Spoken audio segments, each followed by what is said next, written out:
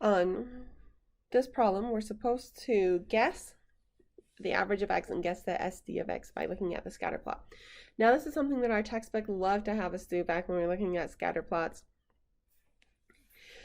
But it's not like super mathematical. We're not trying super hard. This is just kind of like a broad guess.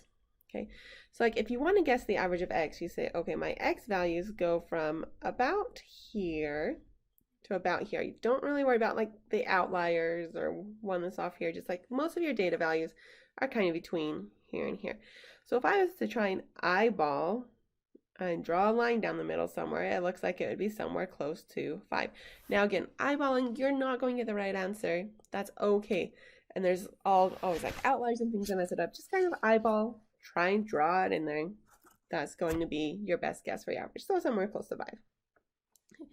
Now the SD of x, what they want you to do is remember that most of your data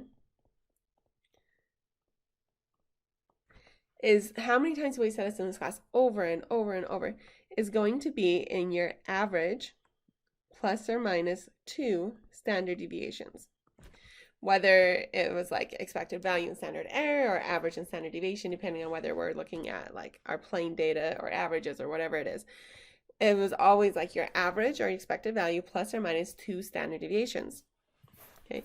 And so, well, I've tried to guess my average, and then I know most of my data should be within 2 standard deviations. So if I divide it up into 4 pieces like this, this would be your average plus 1, 2 standard deviations. Average minus 1, 2 standard deviations. So you just kind of divide up into 4 groups because it should be your average plus or minus 2 standard deviations.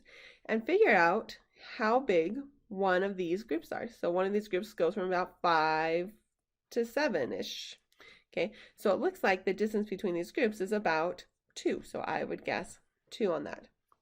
Okay, there's different ways you can figure out the logic, but it's not supposed to be hard. It's just draw a line around your data, put it in 4 parts so you can have your average, and then you go 1 standard deviation, 2 standard deviations. That should include most of your data, and the distance between your average and 1 standard deviation was about 2.